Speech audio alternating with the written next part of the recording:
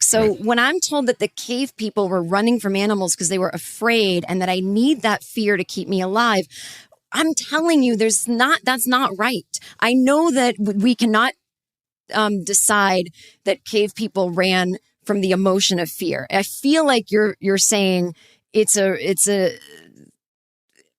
a reflex, but like that amygdala says run, and then maybe you can put the story over it. I'm running because I'm afraid, or I'm running because I need to stay alive. But you might not even be afraid. Like if you're trying to save your own life.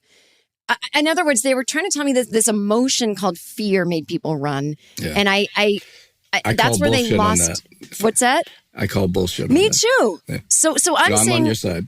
Because I'm saying, like, you guys are telling me this is an old chemical thing for my brain. But then you're switching it up and saying in the middle of the same sentence, fear made them run. And I'm like, well, that's not a chemical.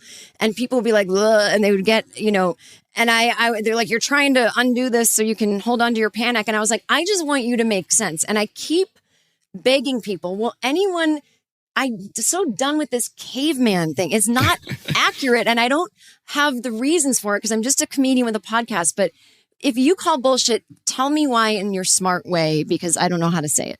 Well, I don't know if I'm smart, but here's my way. Well, so know more about it than me. I'll tell you that. So this goes back to why do we run? Because a stimulus activates these circuits in the brain at a very low level that control these automatic responses.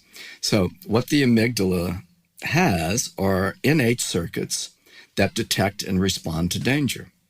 So that will trigger, fleeing, freezing, so-called, fight, flight, that kind of stuff. But that's not the fear. Fear is the cognitive interpretation of the situation. And, it's the caveman, cave people were people, they were humans. So they had some kind of conscious awareness, and so in parallel, they were afraid. But the story develops out of their folk psychology that the reason we ran was because we were afraid.